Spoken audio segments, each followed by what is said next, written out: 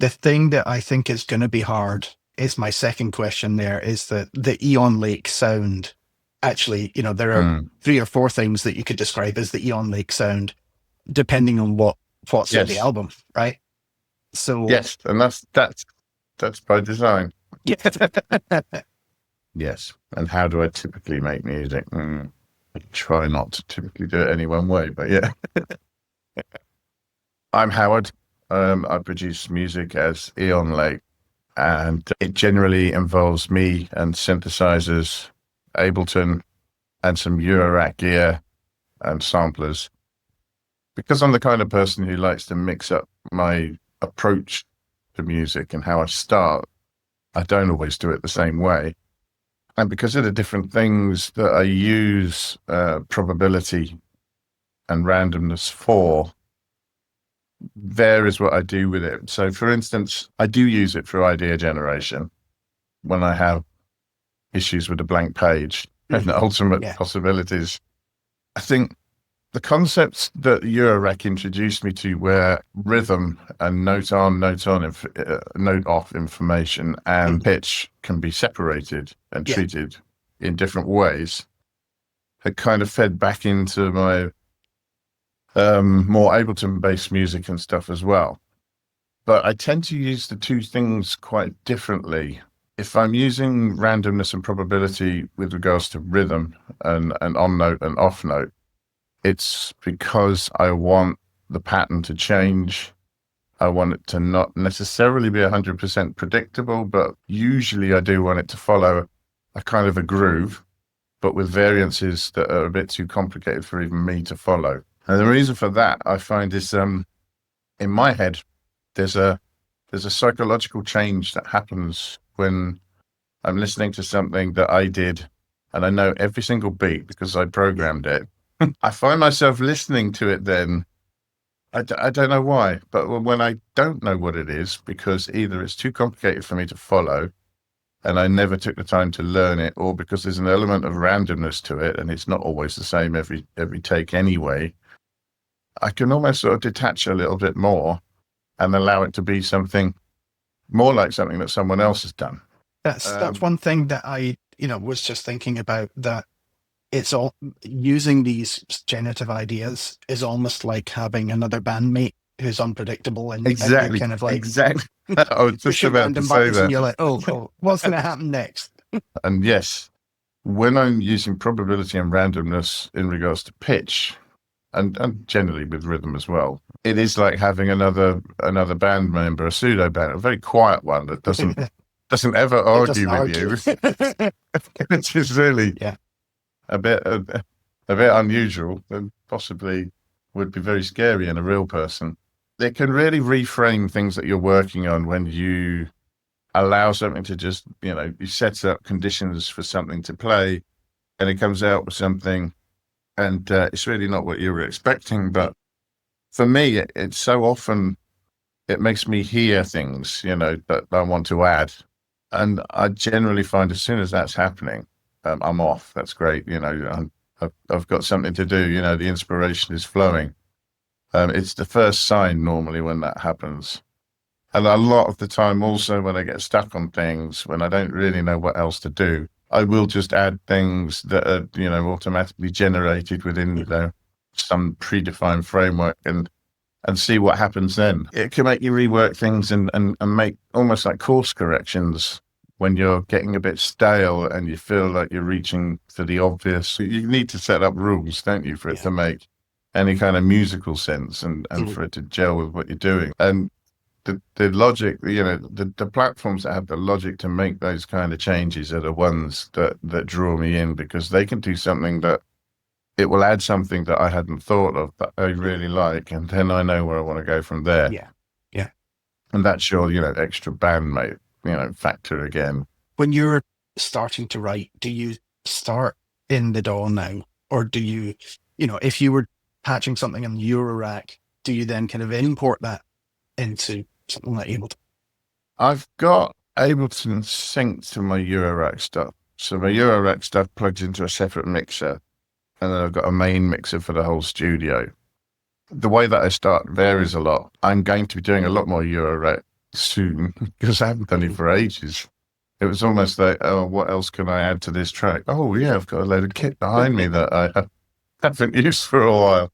So I want to start things on the modular a little bit more in the near future. But it's usually more, what bit of kit haven't I used for a while? What have I been doing a sound design sessions on recently? That tends to be at the moment portable stuff like Move. And sometimes, odd bits of hardware like Digitact. I've been investigating a bit more probability on that because that's something that I just use it to stop patterns getting too repetitive and boring. I mean, Eurorack is obviously where it all came from for me, but I think there's so much functionality that you used to have to go to that format for. If you are looking to add something random or to get some inspiration that way or just see what happens, it's now getting to the point where it's easier in the door than it is any other way. It may not quite be as much fun, but it is, if you just want to do it quickly and easily and have total recall and not have to patch anything. But the one thing that I think is still unique to Eurorack is that decoupling of pitch and gate. Yeah. So that you can have something that rattles out pitches on a, whatever, like your Turing machine, but then the gate sequence can be, entirely a unique thing. I mean, maybe that's a limitation of MIDI. But you're right, they are inextricably linked in a way that they aren't in Eurorack, almost by design. I also like different lengths, sequence lengths for note and pitch. Yeah. Just to keep things interesting. Yeah, and there are a number of things like that you learn to do in Eurorack because it's a way of generating more interest and so on. But yeah, you're right, it's harder to do stuff like that. But then again, I suppose in a DAW, you can also use multiple MIDI tracks as well. So you can have a bass pattern and then you can have a couple of others that go on top of that. And you can have them at uneven lengths because I've done that a few times as well. It's just that, it's just the rhythm that you can't necessarily decouple, but it's not always a problem. Yeah, and that's kind of the fun, really, is setting up all these rules so that you can then bend and break as you like, really. Do you tidy up the randomness? So, one of the things I'm looking at is if I've got a random generating process, sometimes I capture that. Absolutely. As a MIDI track, and then I'll go in and go, ooh, that note's just a wee bit, I don't want that note, I want this one. And so, because it's just MIDI, right, and it's randomly generated or generated through a process, you don't have to be precious with it. And you can just go, well, I'll just take that note out or I'll substitute this note for that note. Absolutely. I can't remember what the plugin's called, but it does literally just generate random MIDI notes within a certain key, a certain kind of rhythmical style and so on. And I'll route it to an instrument, but I'll also route it to another track and just record the track so that I can then select bits that I really liked and I will chuck the rest in the bin. Although I do sometimes have parts that are completely random that I keep like that because I kind of like the idea of a good take with electronic instruments. Well, that sounds just as good as the last one because the mix is the same, but I like the take better because of what came out of the random part. It's the kind of serendipity of, it was random, but it's nice, so we'll keep that. Yeah, but it can come back and bite you where sometimes there's just like a really good take on a rough mix that you never get again. Yeah, I've had that. And it never quite has the same impact. It's quite frustrating. Yeah. So I've been bitten by that.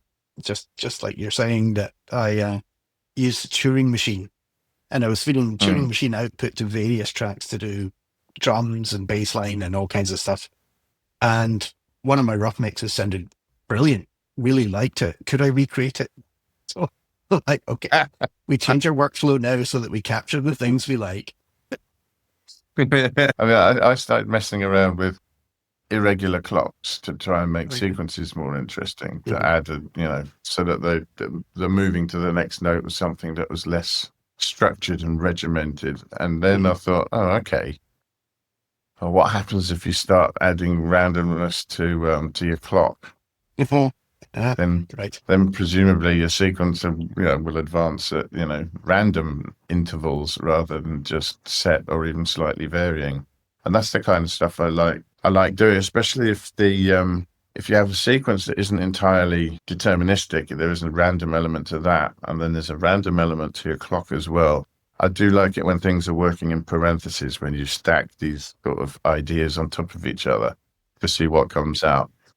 I don't know that it really has a lot of practical use, but for me, it's kind of it helps me remember the fun element and the explorative element of electronic music, when you can sometimes get a little bit repetitive if you get used to doing things the same way, and just setting something up like that.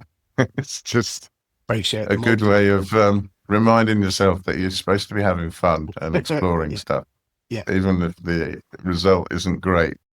One of the things I've been kind of in making this album, I've been wrestling with, how much randomness is too much. Right? I was going to ask you about that. It can get overkill, right? Because it's just too busy. There's too much going on, and it's too hard to kind of lock into any one thing. And if there is repetition, then it's not really, it's hard to get your head around. In the way that Opera is hard to get your head around, right? But then, the kind of sometimes even just putting in a 4/4 kick, right, helps to just gel things. And it's like the brain latches onto that, and it doesn't matter how much mad stuff is going on around that. You've got that kind of plot thing going on, and that is something else that I really like as well. Is a part that you cannot frame until another part comes in, and it makes sense again. You couldn't count a one, until this other part comes in, and then it all makes sense. I love things like that. I know a few tracks that start that way, and every time I listen to them, I try and place the kick drum. It's almost like playing drums where you're moving the metronome count that you're listening to different beats of the bar instead of just 1, 2, 3, 4. You can put them on the off beat and so on, and play in between the clicks. I still can't do it, and I love tracks that do that. I love that juxtaposition. Like, if I take this out, it's just a swirling mass of notes that don't make sense. I put it in, and suddenly it makes sense. That's great. There's a moment in Anna Meredith's Nautilus when the drums come in. And it always messes with my brain, because you kind of, it's almost half the song through, right? And you think you know where you are, and then the drums drop, and you're like, whoa, wait a minute. That was all on the offbeat. Yeah. And it's crazy. But, things, as you're saying, things like that throw you and kind of, make you, it's like a magic eye picture where suddenly, oh, it's elephants. Yeah, exactly. As far as what you were saying about the right amount of 100% probability, shall we say? Yeah. I mean, some people would say to you, well, isn't it just a question of getting the values right, the framework right, if you want it to make sense? Yeah. Is it a recipe issue? Because I think when you're human beings playing something, the decisions you make about whether or not you're going to vary something are based on other factors, aren't they? There's a decision that you make when you're playing an instrument. You think, well, I can vary it a little bit, but these bits need to be consistent for whatever reason that is absent when it is just probability. So do you think that that's something that you can sort of dial in, dial out? Yes. What I'm trying to get across is that it's about that contextualizing thing. If you have too much that's random, it's just really hard to get your brain around it. So you need to balance the random stuff with things that are predictable in some way. It could be a groove, or you could be changing the pitch of something, but the groove is the same, or it could be, the fundamental beat is there, but there's only one part that's morphing and being random. And I think that from speaking to other people, when they delve into this kind of world, everything is up to max random. And they're like, it sounds like a cacophony, Mike, that, how can it be music? It's like, well, dial back a little, or Or it's that thing of balance up things that are predictable with that randomness. Because the other thing that I love in Ableton is the follow actions, where you play through one clip and at the end of that clip you do something different, or you play it again, and you can add randomness into there. And the nice thing about that is that you can have phrases. So you can say, I'm going to play this phrase 4 times and then something else will happen. Now that 4 times is enough for the brain to go, okay, I'm recognizing that phrase and it's coming round and round and round. And then something new happens. And that's where you kind of go, oh, something new. And it could be just a little subtle variation of that, or it could be a whole new idea. And it's still got randomness, but it's kind of within a framework there. It's just not random sequence of notes that don't make any musical sense. In regards to the lazy producer thing, how much of this do you think is helpful, or is it unhelpful in any way to introduce randomness and probability? And to my mind, it's a bit like where you started, where the tyranny of the blank project, you open up live and you're like, oh, flip. I either drop into my tropes and memes and things that I've done 100 times before, or I fire up something where I'm not sure what I'm going to get, and it may spit out a little idea that's kind of fun, right? So that's one place to start. The other thing is just kind of, as you were saying about the, your random bandmate, and I don't want to sit down and program a hi-hat part that's just, 16ths on the grid. But if I have a little bit of randomness in there, maybe it'll sound like someone playing an interesting pattern on the hi-hat. I've kind of tried to suggest that these techniques could be used by anyone at any time, just to kind of get them past a sticking point. I know that I want to create a new sound here, and I'll use some random generator to just play notes, and then I'll dial in my sound. And then once I've got my sound, I'll put my own phrase into that. So that's one way. The other way is I've got a part here on with a sound that I like. I'll let the random process generate something. And at the end of the day, if it comes up with something good, great, I'll keep it. If it doesn't, I'll throw it away and I'll try again. So it's kind of like placeholder text. Yeah. I do something, a lot of similar things. So when things are working well for me, I'm hearing things that I want to do. I'm listening to something and it's making me think of something else, and I'm trying to keep up with that. When that's not happening, to introduce a random element sometimes, especially with pitch, it might just be a few notes that I hear that just suddenly set me off again. And then I can almost just stop it and throw it in the bin and I'm away again. It was enough to sort of to get things moving again, rather than even just like, the additional idea. Because usually I've got a jumping off point. I've got something that starts me. It's when I stall or I don't know what else to do that it's more useful. I think it's maybe a Brian Eno trick where you have a part that you kind of write around that part, and then before the end you throw that part away, right? Yeah. And its only structure was there as a backbone. It's not something that you rely on, but it was just something that would then help you get started. Yeah. Now I often use that to get started at the beginning and just say, all right, well, you have to throw away the first 2 parts. Psychologically, it frees you from like having to be any good or anything, because that you're not allowed to keep them. Although I will do whatever. I change my mind if I want to at a certain point. Once it's got me going, the only reason I'm doing it is just to get myself started. So I might change my mind, but sometimes I have done that, and it's almost like one potato, 2 potato. Yeah, you gradually get to an idea that you do like, and you can throw away everything else and go, right, this is good.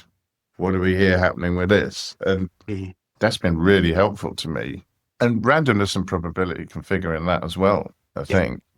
Although some things I like to hold back until later if I get into trouble and need, an extra push. I mean, the other place that you could bring them in is for the ear candy stuff late in the process. Yes. Yeah. If you just need something that's going to twinkle in the background very quietly, or just the odd thing or the odd something. And I think I have used it a couple of times in ambient stuff where I want things to happen. I want certain pitches to occur and so on, but I don't necessarily want it to happen in a way that is intrusive and makes you go, oh, that's nice. What pattern is that? I mean, I've gone fairly deep down the generative rabbit hole and trying to do, entirely generative ambient tracks. And the problem there is that randomness means that occasionally you'll get a ping that's really loud, or a spike in frequencies as everything kind of comes together. And that's where you've got to just take a wee bit of take off that hat and go, wait a minute, this is not working. I think it illustrates a number of things quite effectively. And that's, kind of what you said there, where real randomness can be quite ugly. Yeah. And if that's what you're after, then great. But without those rules and almost layers of logic. So, layers of logic that generate things, and then other layers of logic that kind of edit them almost. So if you had like an OR gate, so you could prevent too many things happening at once. You could say, well, generate whatever you like, but if this guy's playing, you don't play the same note as them. You wait and do it at another time. Yeah. So you would almost want to sort of layer it like that to avoid that kind of thing you said, because I did hear that as well. There were a number of times when, there's a long periods where not enough was happening. Yeah. And then short periods of way too much happening. Yeah. And that's where, unfortunately, these kinds of sequencers are hard to make in the box, but the Electron style sequencer that has those conditional triggers to say, only play that note if the previous one has fired. And also the other ones that say, play this on the third out of 5 bars. So there's a 5-bar cycle that goes around and you only play that on the third. Those kinds of things are really sweet, because then occasionally you get these odd notes, but they're not happening kind of predictably, or they're only sort of semi-predictable, or you forget that that's happening until it comes around again and you go, oh, wait a minute, that's right. No. Yeah. It's not quite, regular enough to become insistent or repetitive. Yeah. And so there's lots of, this is where that combining loops or phrases of different length and then looping those so that you get things happening, there's maybe a pattern, but they interact with each other to generate interesting things. It's not quite random and not quite probability, but it's generative in keeping you guessing what's going to happen next. Yeah, I love polyrhythms and polymeters particularly.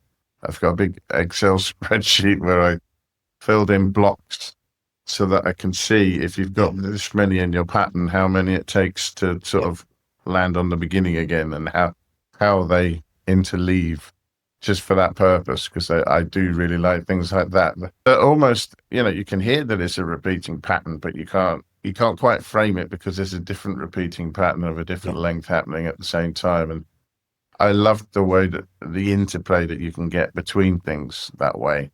Yeah. Sounds almost like improvisation and happy mistakes, but isn't.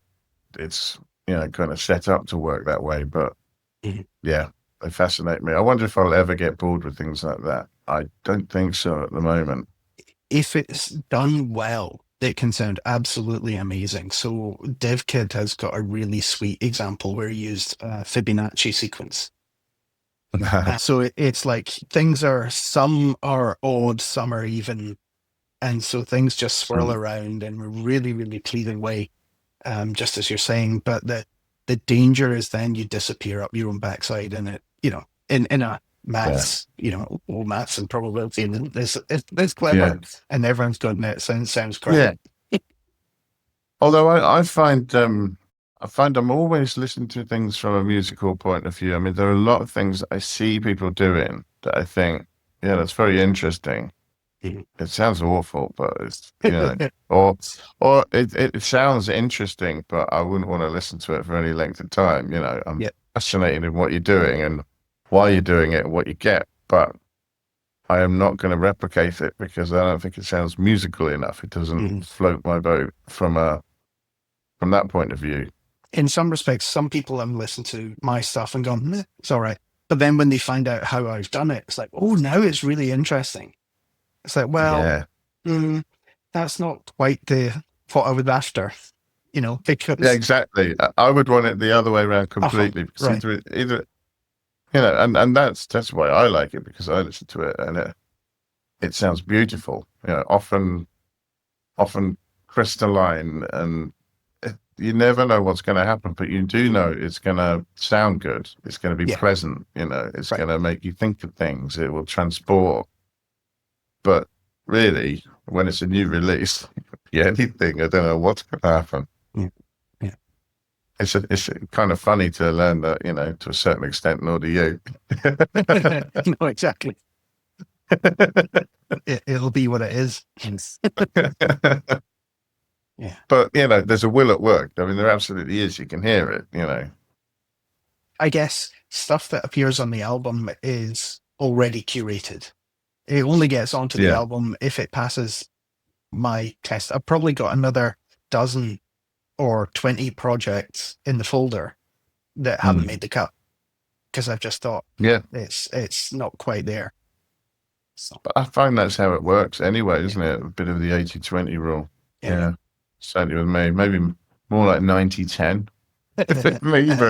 For me at the moment, everything is about the music and about the certain aesthetic, and I'm passionate about that because I think that's the human element that creeps in. It's your lens, it's your taste. It's like I've said this before. There are lots of things that make different sounds, and I don't like all of them. So you'll only ever hear the sounds that I liked on that bit of kit, or and that's good.